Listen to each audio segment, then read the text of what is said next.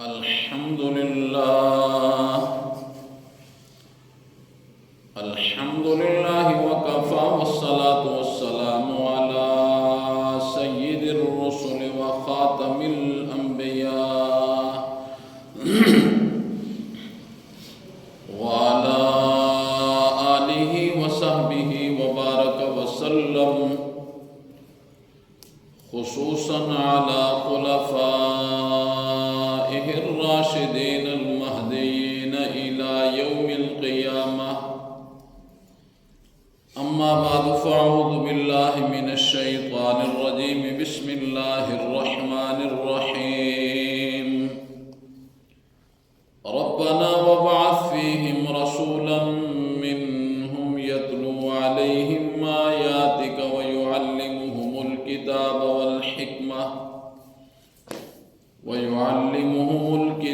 والحكمة ويزكيهم إنك أنت العزيز الحكيم. صدق الله العظيم وصدق رسوله النبي الكريم ونحن على ذلك لمن الشاهدين والشاكرين والحمد لله رب العالمين. اللهم صل على محمد وعلى آل محمد كما صليت على إبراهيم وعلى آل إبراهيم إنك حميد مجيد. اللهم بارك على محمد وعلى آل محمد كما باركت على إبراهيم وعلى آل إبراهيم إنك حميد مجيد. رب اشرح لي صدري ويسر لي أمري واحلل عقدة من لساني يفقهوا قولي. رب زدني علما رب زدني علما رب زدني علما.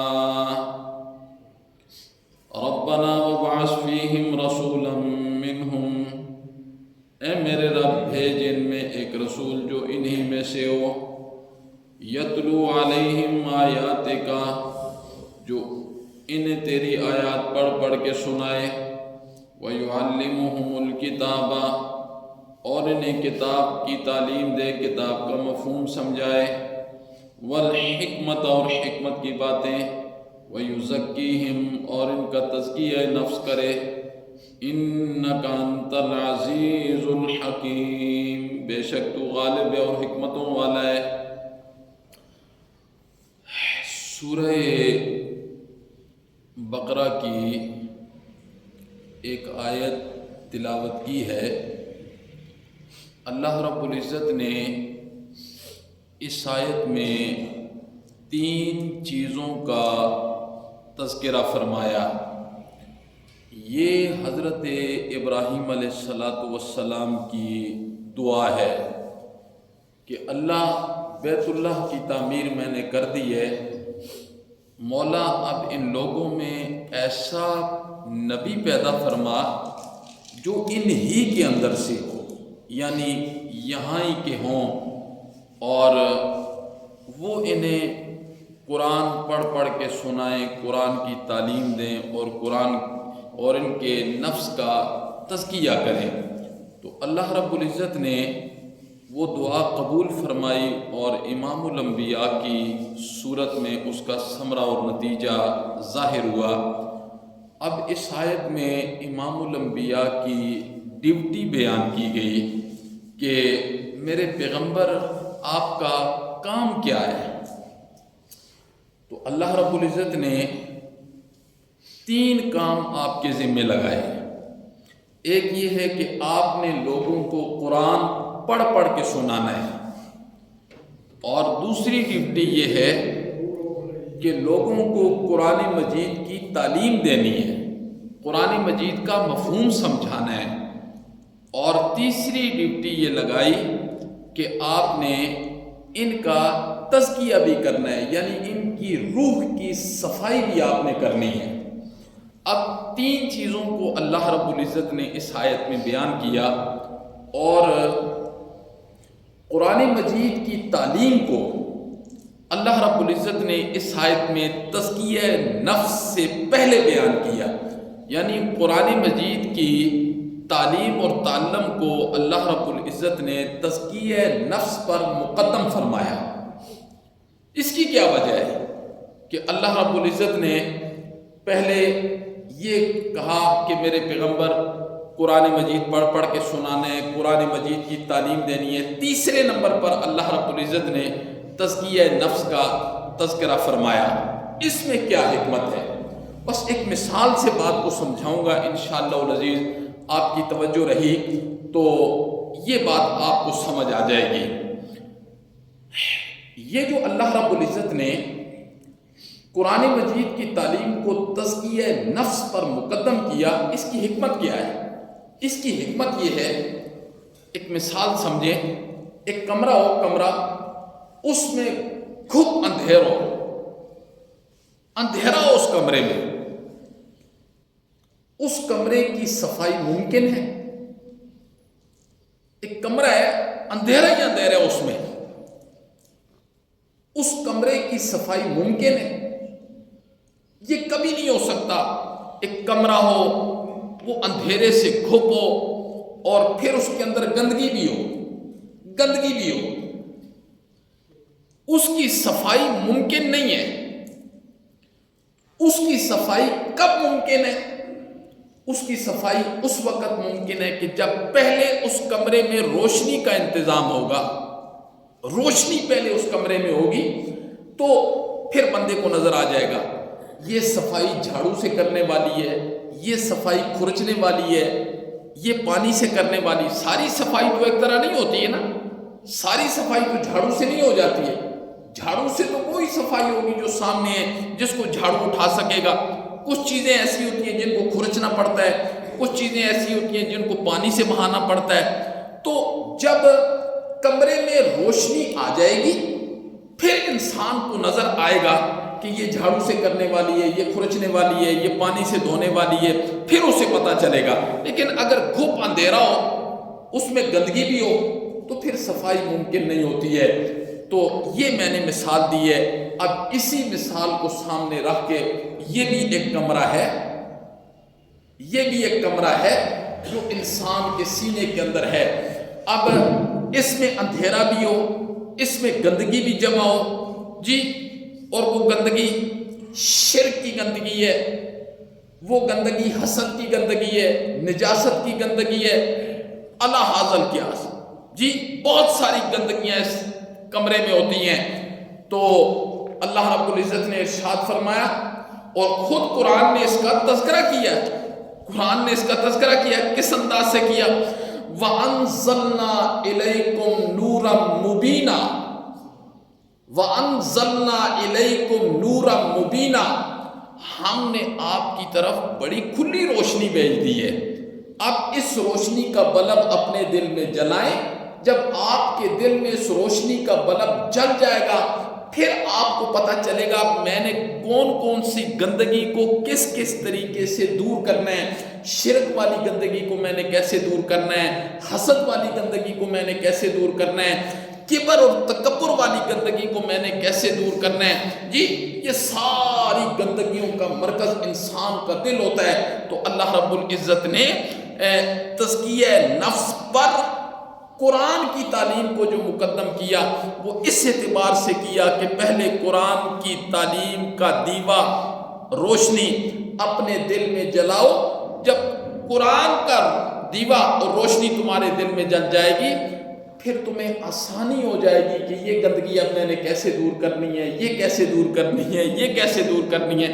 جسے قرآن نے کیا فرمایا، وَأَنزَلْنَا إِلَيْكُمْ نُورًا مُبِينًا، ہم نے آپ کی طرف بڑی واضح روشنی جو ہے نا ہم نے نازل کر دی ہے، اس روشنی کا بلب اپنے دل میں جلائیں۔ اللہ اکبر۔ صحابہ کرام کو جو امتیازی حیثیت حاصل تھی، صحابہ کرام کو باقی ساری خلقت پر جو امتیازی حیثیت حاصل ہے وہ کس وجہ سے حاصل ہے؟ اس لیے کہ صحابہ کرام کے نفوس کو نفوس قدسیہ کہا جاتا ہے. صحابہ کے نفس، نفوس نفس کی جمع ہے نا، نفس. صحابہ کرام کے نفوس کو نفوس قدسیہ کہا جاتا ہے. کیا مطلب؟ یعنی بڑے پاکیزہ نفس ہیں صحابہ کرام کے. وہ پاکیزہ نفس کس وجہ سے ہیں؟ اس وجہ سے کہ اللہ اکبر، یہ جو کہا گیا ہے نا کہ یہ نورن علی نور ہے صحابہ کے نفوس، نورن علی نور. کس وجہ سے نورن علی نور ہے؟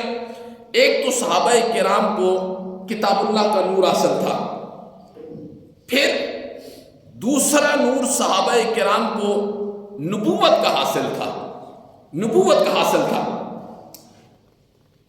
کیا مطلب؟ مطلب یہ ہے کہ جب انسان قرآن مجید کی تلاوت کثرت سے کرتا ہے نا تو اس کے سینے میں ایک بلب جل جاتا ہے، نور اس کے سینے میں آ جاتا ہے. جو انسان بھی تلاوت کرے گا اس کے سینے میں نور آ جائے گا. اس کی روشنی کے اندر اسے ساری چیزیں نظر آتی چلی جائیں گی، شرک والی، بدعت والی، گندگی والی، حسد والی، کبر والی، جتنی بھی چیزیں ہیں. پھر ان کی اصلاح کی فکر میں اس کا دماغ چلتا رہے گا کہ یہ بھی دور ہونی چاہیے، یہ بھی دور ہونی چاہیے، یہ بھی غلط چیز ہے، یہ بھی غلط چیز ہے، یہ بھی. اس کی اصلاح بندہ کرتا رہتا ہے. اس لیے کہ وہ قرآن والا نور جو اب اس کے سینے کے اندر جل گیا. ایک بندے کے سینے میں قرآن ہے ہی نہیں ہے، اس نے ساری زندگی قرآن کے قریب ہی نہیں آیا، قرآن پڑھا ہی نہیں ہے، قرآن کا پتہ ہی نہیں ہے قرآن ہوتا کیا ہے. جب وہ بنیادی طور پر وہ نور ہی اس کے سینے کے اندر نہیں جائے گا تو پھر وہ اپنی غلطیوں کی اصلاح کرے گا کیسے کرے گا؟ ایک چیز نظر آئی نہیں تو اس کی اصلاح کرے گا، ایک چیز نظر ہی نہیں آتی ہے اس کی صفائی کیسے کرے گا جی. تو قرآن مجید وہ نور ہے. تو صحابہ کرام کو یہ امتیازی حیثیت جو اللہ رب العزت نے عطا کی ہے، وہ ایک کتاب اللہ کا نور ہے، دوسرا نبوت کا نور ہے. اللہ اکبر. اور اس پر مستضاد کیا ہے؟ اس پر مزید چیز کیا ہے؟ مزید چیزیں، ایک تو صحابہ کرام نے خود قرآن پڑھا، خود اس کا نور حاصل ہوا. دوسرا رسول اللہ صلی اللہ علیہ وسلم کی مجلس اختیار کی. اور اس پر مستضاد کیا ہے؟ اس پر مستضاد یہ ہے کہ امام الانبیاء سے جو قرآن مجید سنا امام الانبیاء سے، اور اس کی وجہ سے جو صحابہ کے سینے میں نور آیا، قیامت کی صبح تک ایسا سینہ پھر کسی کو حاصل نہیں ہو سکتا ہے. کیسے ہو سکتا ہے؟ قیامت کی صبح تک صحابہ جیسا سینہ کسی کو حاصل نہیں ہو سکتا. انہوں نے تو براہ راست نبی پاک صلی اللہ علیہ وسلم کی زبان مبارک سے قرآن مجید سنا، اور اس سننے کا جو نور ان کے سینے کے اندر آیا، اس لیے صحابہ کرام رضی اللہ تعالیٰ عنہ کو ایک امتیازی حیثیت حاصل ہے. اور صحابہ کے نفوس کو نفوس قدسیہ کہا گیا کہ بڑے پاک نفس ہیں. اللہ. اور من جانب اللہ رب العزت کی طرف سے صحابہ کرام کی تربیت کس انداز سے کی گئی ہے؟ اللہ رب العزت کی طرف سے صحابہ کرام کی تربیت کس انداز سے کی گئی ہے؟ اللہ نے فرمایا میرے صحابہ میرے نبی آپ کے استاد ہیں، میرے نبی آپ کے استاد ہیں، اور آپ نے اپنے ان استاد کا جو ادب ہے یہ انتہا درجے تک کرنا ہے. اللہ اکبر. یہ من جانب اللہ صحابہ کی تربیت ہوئی کہ صحابہ کرام کو اللہ نے اپنی دل میں القاء کیا کہ میرے صحابہ یہ میرے نبی ہیں اور یہ آپ کے استاد ہیں، اور ان کا ادب انتہا درجے تک آپ نے کرنا ہے، انتہا درجے تک ان کا. یہ اللہ رب العزت کی تربیت ہوئی. اللہ اکبر. پھر اللہ رب العزت نے تربیت کی نا صحابہ کرام کی. کیسے تربیت کی؟ قرآن ایک جگہ کہتا ہے یا ایھا الذین آمنوا لا ترفعوا اصواتکم فوق صوت النبی. میرے نبی کی آواز سے تمہاری آواز بلند نہیں ہونی چاہیے. یہ صحابہ کرام کی اللہ نے تربیت کی. آواز بلند نہیں ہونی چاہیے. میرے نبی کو گھر کے باہر کھڑے ہو کر پیچھے سے نہیں پکارنا، پیچھے سے آوازیں نہیں دینی ہے. اللہ اکبر. تو یہ اللہ رب العزت نے صحابہ کرام کی کیسی تربیت کی. اللہ اکبر. پھر اس تربیت کے دائرے میں صحابہ کرام جب آئے نا، اس تربیت کے دائرے میں، اس ادب کے دائرے میں کہ استاد کا کیسے ادب کرنا ہے، پھر چشم فلک نے قیامت کی صبح تک ایسے لوگ ابھی تک دیکھی بھی نہیں ہے اور قیامت کی صبح تک چشم فلک ایسے لوگ دیکھے گا بھی نہیں۔ پھر قرآن نے ان تربیت یافتہ لوگوں کے متعلق کیا اللہ نے سرٹیفکیٹ دیا ہے انہیں؟ اولئک هم الراشدون، اولئک هم الراشدون، اللہ اکبر۔ قرآن کہتے ہیں اولئک هم الراشدون۔ اور پھر اس کے بعد قیامت کی صبح تک استاد کا ادب شریعت مطہرہ کے اندر جاری کر دیا گیا کہ استاد کا ادب کرنا ہے، کہ استاد کا ادب کیسے کرنا ہے۔ صحابہ جیسا ادب تو اس کی تو مثال ہے ہی نہیں ہے نا، جو صحابہ نے ادب کیا۔ اب صحابہ کے ادب کی چند جھلکیاں میں آپ کو سنا دوں کہ صحابہ کرام نے ادب کی انتہا نہیں کر دی ہے۔ پہلے وہ قرآن والا نور صحابہ کے سینے میں آیا، خود صحابہ نے پڑھا اور پڑھنے کی وجہ سے ان کے سینے میں روشنی آ گئی۔ نمبر 2، نبی پاک صلی اللہ علیہ وسلم کی صحبت کو اختیار کیا۔ نمبر 3، امام الانبیاء کی زبان مبارک سے قرآن سنا، اس کا نور جو سینے میں آیا وہ ایک الگ نور تھا۔ اور شریعت مطہرہ نے قیامت کی صبح تک استاد کے ادب اور احترام کی تعلیم اور تلقین کی۔ مثال کے طور پر نبی پاک صلی اللہ علیہ وسلم کے ایک صحابی ہیں، ان کا نام ہے حضرت ابی بن کعب رضی اللہ تعالیٰ عنہ۔ اللہ اکبر، حضرت ابی بن کعب۔ اور ان کے متعلق، اپنے صحابی کے متعلق نبی پاک صلی اللہ علیہ وسلم نے کیا ارشاد فرمایا، سنیے ذرا۔ نبی پاک صلی اللہ علیہ وسلم نے فرمایا اقرأ هذه الامت ابی بن کعب، میری امت میں سب سے بڑا قاری، جتنے قاری قیامت تک آئیں گے، اقرأ هذه الامت ابی بن کعب، آپ نے فرمایا میری امت میں سب سے بڑا قاری ابی بن کعب ہے۔ ابی بن، اللہ اکبر اللہ اکبر، ابی بن کعب آپ نے فرمایا۔ حدیث کے اندر آتا ہے ایک مرتبہ حضرت جبرائیل علیہ السلام نبی پاک صلی اللہ علیہ وسلم کے پاس آئے اور آ کر عرض کیا کہ اللہ کے پیغمبر، میں آپ کے ایک صحابی کے لیے اللہ کا سلام لے کے آیا ہوں، میں آپ کے ایک صحابی کے لیے اللہ کا سلام لے کے آیا ہوں، اللہ نے مجھے سلام دے کر بھیجا ہے کہ انہیں میرا سلام دے دینا۔ امام الانبیاء نے فرمایا وہ کون ہے؟ اللہ اکبر۔ تو حضرت جبرائیل نے کہا وہ ابی بن کعب ہے، ابی بن کعب ہے، میرا سلام اسے پیش کریں۔ اور پھر دوسری بات حضرت جبرائیل نے کیا کی کہ اللہ کہتے ہیں آپ ابی بن کعب کو سورہ بینہ سنائیں، آپ ابی بن کعب کو سورہ بینہ سنائیں۔ حضرت ابی بن کعب کو بلایا نا، تو جب یہ بات سنائی نا حضرت ابی بن کعب کو، حضرت ابی بن کعب کے جسم پر سکتہ طاری ہو گیا۔ آگے سے انہوں نے کیا کہا؟ اللہ اکبر۔ ابی بن کعب نے کہا اللہ سمانی، اللہ کے پیغمبر اللہ نے میرا نام لے کر کہا ہے، اللہ نے میرا نام لے کر کہا ہے۔ تو نبی پاک صلی اللہ علیہ وسلم نے فرمایا ابی بن کعب اللہ نے تیرا نام لیا ہے، اللہ کا سلام قبول کرو اور مجھ سے سورہ بینہ کی تلاوت بھی سنو، یہ میرے اللہ کا حکم ہے۔ اس وقت نبی پاک صلی اللہ علیہ وسلم کے دل میں خوشی کی کیسی لہر جاری ہو گئی ہوگی کہ میری مجلس میں بیٹھنے والا ایک میرا شاگرد وہ اللہ کو اتنا محبوب ہے کہ آج اللہ نے انہیں سلام بھیجا ہے۔ جب انسان کے شاگرد جو ہوتے ہیں نا آگے جاتے ہیں، ایک مخلص استاذ کے دل کے اندر خوشی کی جو لہر اٹھتی ہے نا، خدا باعث شاید ہے وہ اپنی اولاد کے متعلق بھی نہیں اٹھتی ہے۔ جو مخلص لوگ ہوتے ہیں وہ اپنی اولاد، تو نبی پاک صلی اللہ، اب دیکھو، اب دیکھیں اللہ نے کیوں حکم دیا، اس میں کیا حکمت ہے؟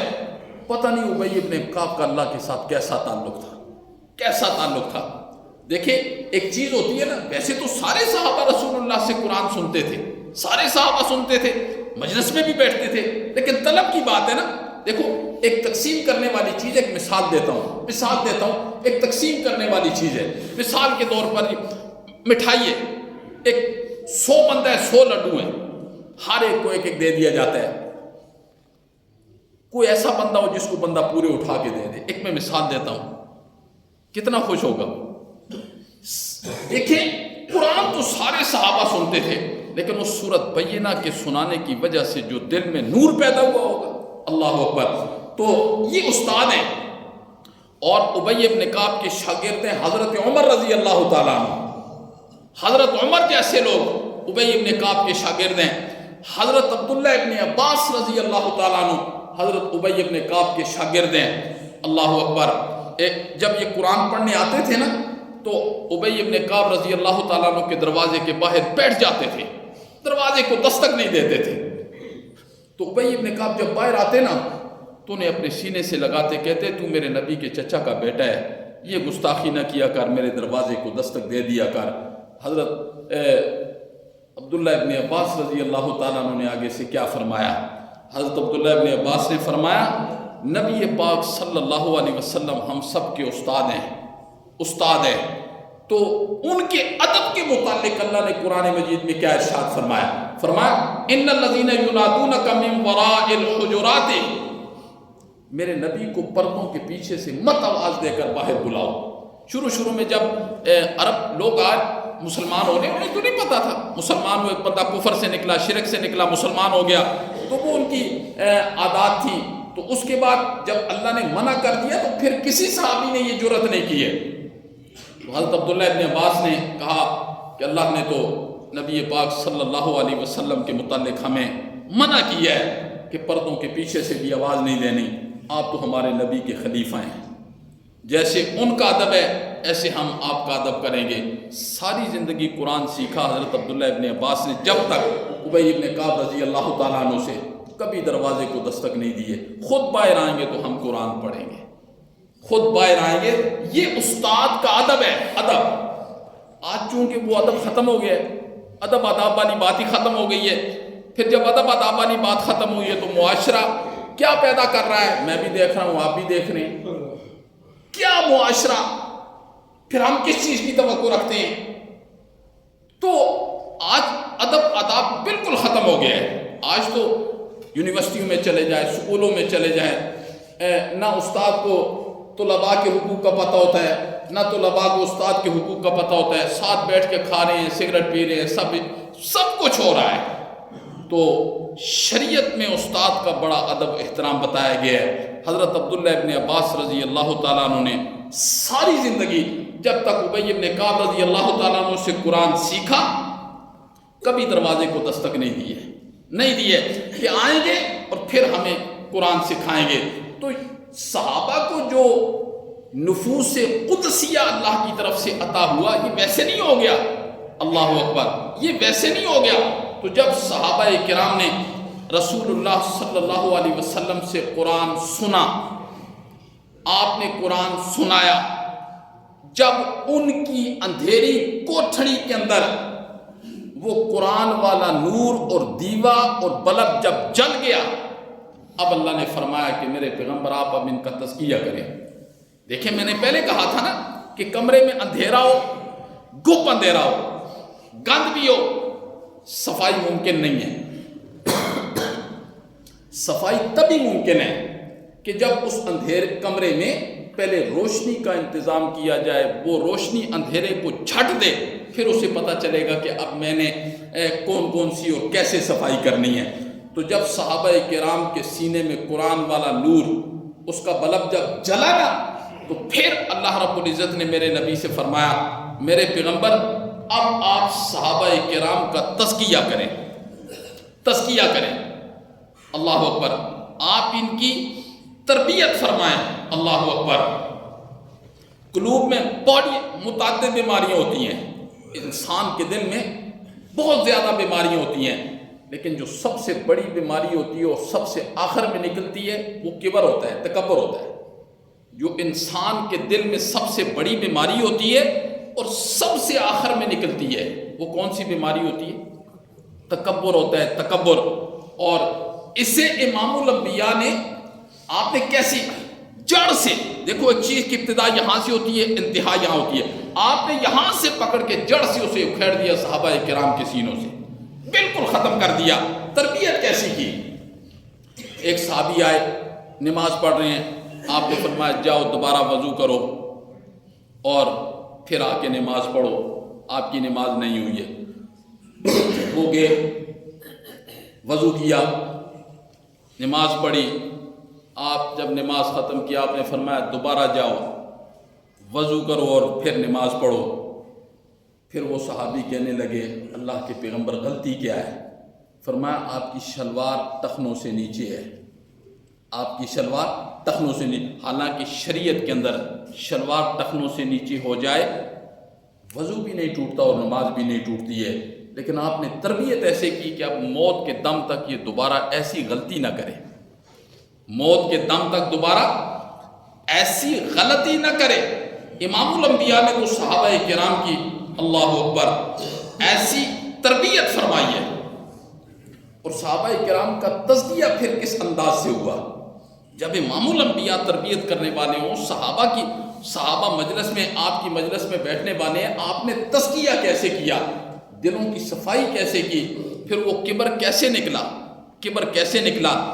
ایک مرتبہ حضرت جبرائیل علیہ السلام نبی پاک صلی اللہ علیہ وسلم کی مجلس میں آئے، ایک صحابی کھڑے تھے، ان کا نام ہے حضرت ابو ذر غفاری رضی اللہ تعالیٰ عنہ۔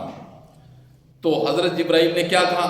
جبرائیل کہنے لگے یہ ابو ذر ہے، یہ ابو ذر ہے، یہ ابو ذر ہے۔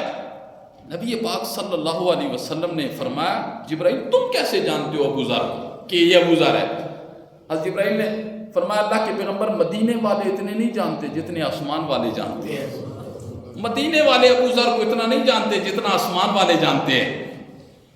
نبی پاک صلی اللہ علیہ وسلم حیران رہ گئے، تو آپ نے جبرائیل سے پوچھا جبرائیل اس کی کیا وجہ ہے کہ زمین والے مدینے والے ابو ذر کو اتنا نہیں جانتے، آسمان والوں میں اتنا تذکرہ ہے ابو ذر کا؟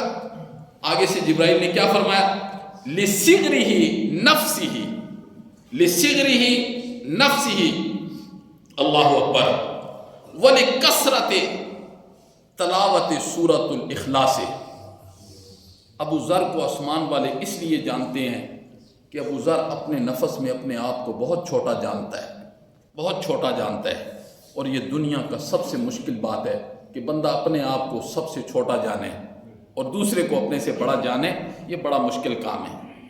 آج تو دوڑ اس کی ہے کہ وہ کون ہوتا ہے میں تو اس سے بڑا ہوں، وہ کون ہوتا ہے میں تو اس سے بڑا ہوں، وہ تو یہ ہے، وہ تو ہمارا کمی ہے، فلان ہے، اس کی خاندانی دیکھو، بس یہ چیز۔ فرمایا اس لیے جبرائیل نے فرمایا اس لیے آسمان والے ابو ذر کو جانتے ہیں، لِصِغْرِهِ نَفْسِهِ اپنے نفس میں ابو ذر اپنے آپ کو بہت چھوٹا جانتا ہے، بہت چھوٹا جانتا ہے۔ اور وَلِكَثْرَةِ تلاوت سورۃ الاخلاص، سورہ اخلاص کی تلاوت بڑی کثرت سے کرتے ہیں۔ سورۃ اخلاص کون سی سورت ہے؟ پڑھے ذرا۔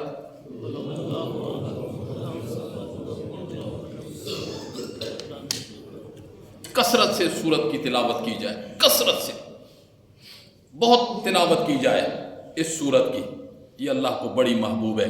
قل هو اللہ احد، اللہ ایک ہے، اللہ الصمد، اللہ بے نیاز ہے، لم یلد ولم یولد، نہ وہ کسی سے پیدا ہوا نہ اس سے کوئی پیدا ہوا، ولم یکن لہ کفوا احد، اس کے برابر کوئی بھی نہیں ہے، اس کے برابر کوئی بھی نہیں ہے، نبی بھی اس کے برابر نہیں ہے، ولی بھی اس کے برابر نہیں ہے، ہر چیز اس سے نیچے ہے اور اس کی پیدا کردہ ہے، ہر چیز اس سے نیچے ہے اور اس کی پیدا کردہ ہے۔ حضرت جبرائیل نے فرمایا ابو ذر اللہ کو بڑا پسند ہے اس وجہ سے کہ سورۃ اخلاص کی تلاوت بڑی کرتا ہے۔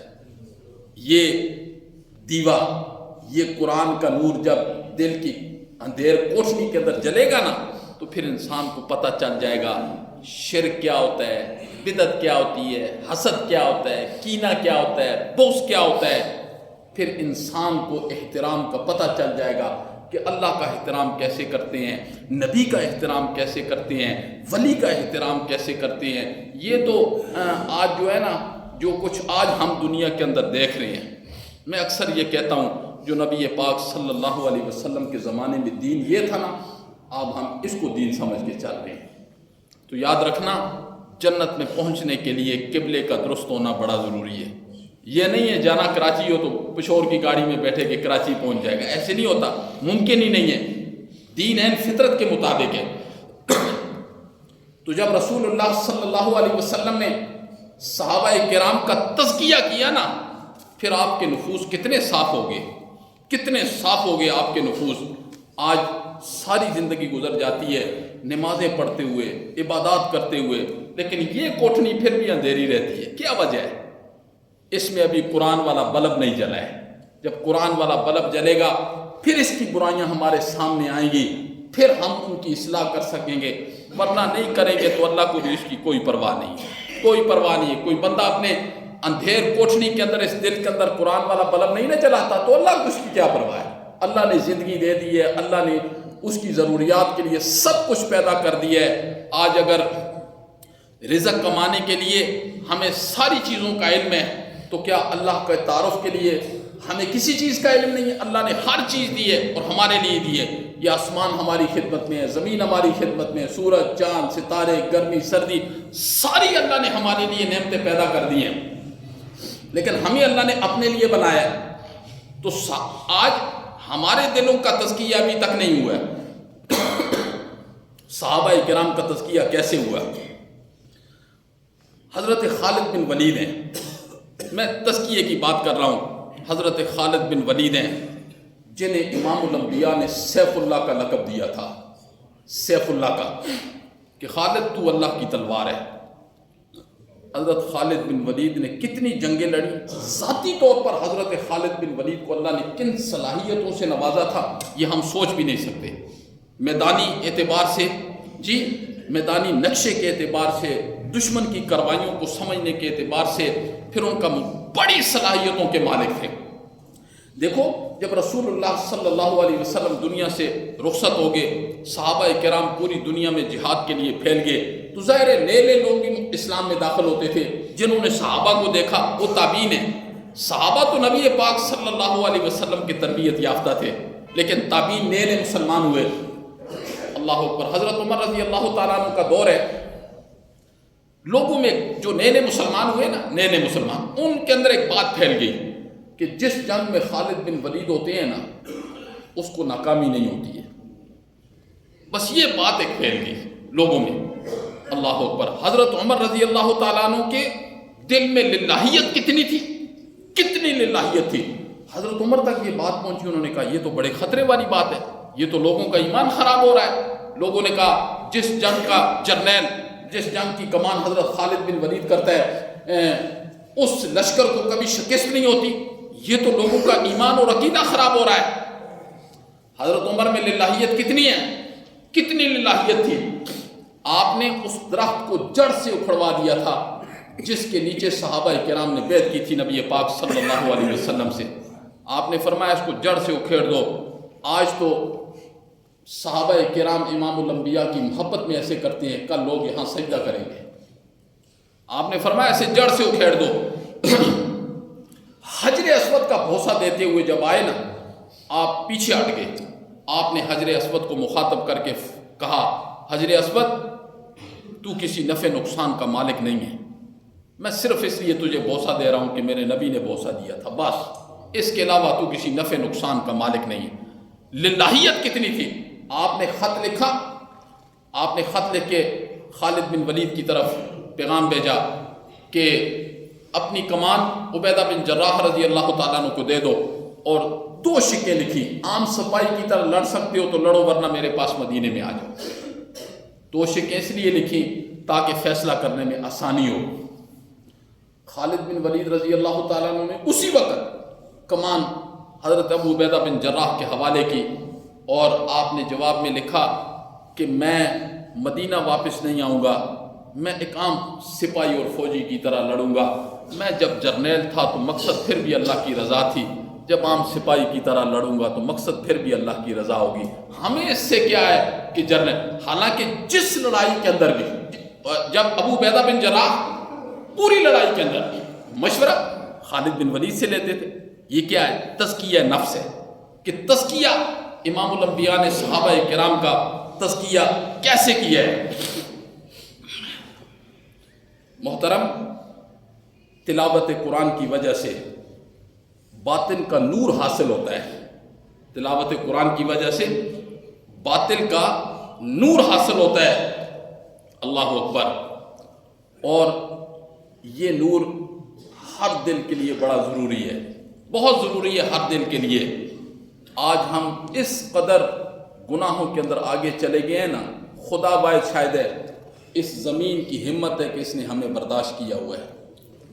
یہ اس زمین کی ہمت ہے، اور یہ بھی اللہ کی رحمت ہے، ورنہ ہم اس زمین کے اوپر چلنے کے قابل نہیں ہیں جو آج ہمارے اعمال ہیں. یہ اس زمین کی ہمت ہے کہ اس نے ہمیں برداشت کیا ہوا ہے، ورنہ یہ پہلے لوگوں کے لیے اپنا سینہ کھولتی تھی اور لوگ اس کے اندر ہوتے تھے. یہ زمین کی ہمت ہے آج کہ زمین نے ہمیں برداشت کیا ہوا ہے. اس لیے قرآن مجید کے قریب آئیں، قصے کہانیوں کو چھوڑیں. یہ اللہ نے بہت بڑی کتاب دی ہے، بہت بڑی کتاب دی ہے.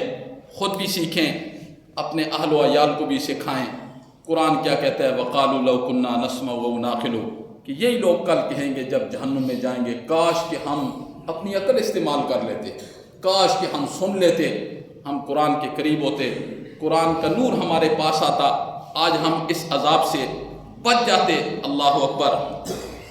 اگر ہم یہ چاہتے ہیں کہ اللہ سزا کو دور کر دے اور اللہ عطائیں کر دے، تو پھر 24 گھنٹے میں جو لوگ نماز پڑھتے ہیں، ان میں وظائف کرتے ہیں، ان میں ایک وظیفے کا اور آج کے بعد اضافہ کر دیں. ایک وظیفے کا، وہ کیا ہے؟ یا حلیمو یا کریمو یا واسع المغفرہ. یا حلیمو، حلیم کا کیا مطلب ہوتا ہے؟ حلیم کسے کہتے ہیں؟ بردبار. کیا مطلب ہے؟ جو سزا دینے میں جلدی نہ کرے اسے حلیم کہتے ہیں. جو سزا دینے میں جلدی نہ کرے اسے حلیم کہتے ہیں. اور حلیم بھی اللہ کا نام ہے. اللہ سزا دینے میں جلدی کرتے ہیں. کتنا موقع اللہ ہمیں دیتے ہیں اور ہم کتنی حدود کراس کر دیتے ہیں. حلیم اسے کہتے ہیں جو سزا دینے میں جلدی نہ کرے. اور کریم کسے کہتے ہیں؟ کریم اسے کہتے ہیں ایک بندہ کسی چیز کا مستحق بھی نہ ہو اور اس کا اہل بھی نہ ہو اور پھر بھی اسے دے دیا جائے. ایک بندہ کسی چیز کا مستحق بھی نہیں ہے، اہل بھی نہیں ہے، پھر اسے دے دیا جائے. آپ اللہ کے سامنے یہ کہا کریں، یا حلیمو یا حلیمو یا کریمو، مولا میں مستحق نہیں ہوں، مولا میں اس کا اہل نہیں ہوں، مولا اپنا فضل مجھے عطا کر دے. یا واسع المغفرہ. تو ایک بندہ چاہتا ہے نا کہ جب کسی سزا میں پکڑا جائے، سزا میں، اب وہ چاہتا ہے اس کو سزا بھی نہ دی جائے، وہ چاہتا ہے سزا بھی نہ دی جائے، اسے معاف بھی کر دیا جائے اور اس کے گناہوں کو بھی ختم کر دیا جائے. تو یہ اللہ ہیں. اللہ کہتے ہیں یہ پڑھا کرو، یا حلیمو یا کریمو یا واسع المغفرہ. اللہ استغفار ہے نا، استغفار تو کیسی چیز ہے، کیسی چیز ہے استغفار. استغفار کو اگر کافر بھی کرتا ہے نا، کافر، سزا آخرت کی وہ ہے یہ کافر کے لیے، چونکہ ایمان نہیں ہے. دنیا میں دیکھیں، مشرک جب بیت اللہ کا طواف کرتے تھے نا، مشرک بیت اللہ کا ننگا طواف کرتے تھے، ننگا، الف ننگا مشرک، اور طواف کرتے کرتے کرتے اس کے بعد کہتے تھے غفرانہ کا، معاف کر دے، معاف کر دے، حالانکہ مشرک ہیں. اللہ ان کے اس استغفار کی وجہ سے دنیا میں ان پر عذاب نہیں بھیجتے تھے. ابو جہل جس وقت گیا نا بدر میں، اب ایک طرف اسلام ہے، دوسری طرف کیا ہے جی، کافر ہیں. تو ابو جہل مکہ سے نکلتے ہوئے ابو جہل نے، قرآن نے جملے ذکر کیے ہیں. ابو جہل نے بیت اللہ کا پکڑا غلاف، اس نے کہا اللہم ان کان ھذا ھو الحق من عندک فامطر علینا حجارۃ من السماء او ائتنا بعذاب علیم. یہ قرآن نے اس کے جملے ذکر کیے ہیں. ابو جہل نے کیا کہا؟ کہنے لگا اللہ سن میری بات، اگر یہ وہی نبی ہے جس کا کتابوں میں تذکرہ ہے اور یہ سچا تیرا نبی ہے تو پھر سن اللہ، ہمارے اوپر پتھروں کی بارش نازل کر دے، ہم تیرے اس نبی کو نہیں مانتے. یہ ابو جہل نے کہا تھا، یہ قرآن نے ذکر کیا ہے. قرآن تو آگے اللہ نے کیا جواب دیا ابو جہل کو، ذرا سنیں، یہ بھی قرآن ہے.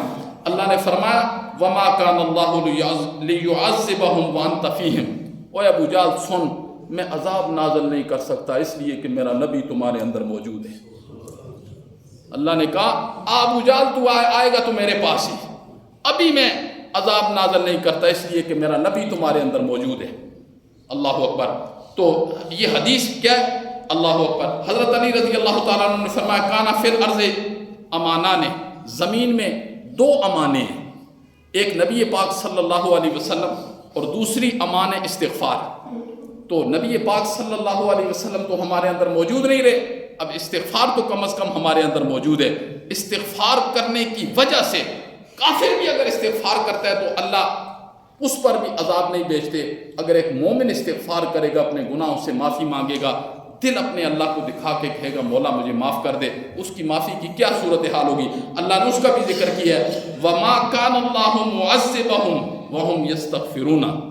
وَمَا كَانَ اللَّهُ مُعَذِّبَهُمْ، اللہ انہیں عذاب نہیں دیں گے جو استغفار کرتے رہیں گے. جو کیا کرتے رہیں گے؟ اللہ انہیں عذاب نہیں دیں گے جو استغفار. اب نور نبوت ہمیں حاصل ہو جائے، یہ کیسے حاصل ہوگا کہ نور نبوت؟ صحابہ کرام کو تو نور نبوت حاصل ہوا، مجلس ملی، آپ نے زبان مبارک سے قرآن سنا. ایسے لوگ تو اب قیامت کی صبح تک پیدا ہو سکتے ہی نہیں ہیں. ہمیں کیسے نور ملے گا؟ ہمیں آج خدا باعث شاید ہے اگر ہم رسول اللہ صلی اللہ علیہ وسلم کی سنتوں پر عمل کریں نا، ہمیں اللہ رب العزت نور عطا کر دیں گے. سنت پر عمل کرنا کتنا مشکل ہے. مجھ سمیت ہر بندہ اپنے گریباں میں جھانک کر دیکھے. آج ہمارا معاشرہ سنتوں بھرا معاشرہ ہے، سنتوں بھرا معاشرہ ہے. یہ وہی وقت ہے، نبی پاک صلی اللہ علیہ وسلم نے ارشاد فرمایا ایک وقت ایسا آئے گا میری سنت پر عمل کرنا اتنا مشکل ہو جائے گا جیسے انگارے کو ہاتھ میں پکڑ کے کھڑا ہونا مشکل ہوتا ہے. انگارے کو کوئی ہاتھ میں پکڑ سکتا ہے؟ فرمایا اتنا مشکل ہو جائے گا. آج وہ وقت ہے. لیکن جو نبی پاک صلی اللہ علیہ وسلم کی ایک سنت کو اختیار کرے گا نا، آپ نے فرمایا اللہ اسے اجر کتنا دے گا؟ آپ نے فرمایا اللہ اسے 100 شہیدوں کے برابر اجر دے گا. بنتا بھی ہے 100 شہیدوں کے برابر اجر جو اس زمانے میں نبی پاک صلی اللہ علیہ وسلم کی ایک سنت کو اختیار کرے گا. ہماری تو ہر چیز سنت سے ہٹ کے ہے، بدعت میں بدل گئی ہے. نماز بدعت میں بدل گئی، اذان بدعت میں بدل گئی، ہماری خوشی بدعت میں بدل گئی، ہمارا غم بدعت میں بدل گیا. لوگوں کو سمجھاؤ نا کہ لوگوں یہ غلط ہے، یہ غلط ہے، یہ غلط ہے. ایک ہی جملہ لوگوں کے دماغ میں ہوتا ہے یہ وہابی ہے. دلیل کوئی بھی نہیں ہے. بھائی تمہیں بتا رہے ہیں یہ غلط ہے، غلط ہے، غلط ہے، ٹھیک نہیں ہے. مر جانا ہے، پتہ نہیں ابھی یہاں سے اٹھنا ہے کہ نہیں اٹھنا. جب جانا ہے تو پھر واپس نہیں آنا ہے. پھر ایک ہی مرتبہ اللہ نے زندگی، یہ واپس نہیں آئے گی. اس لیے جو ہم کلپ رہے ہیں، تڑپ رہے ہیں، یہ کس وجہ سے؟ یہ ہماری آپ کی کوئی دشمنی ہے، کوئی زمین شریک ہے. ہم جب قرآن مجید کی بات کرتے ہیں تو کس لیے کرتے ہیں؟ درد دل رکھ کے کرتے ہیں کہ ہمارے یہ جتنے بھائی ہیں سب ایسے بن جائیں کہ جب یہ دنیا سے جائیں تو یہ اللہ سے راضی ہوں اور اللہ ان سے راضی ہو. اللہ عمل کی توفیق نصیب.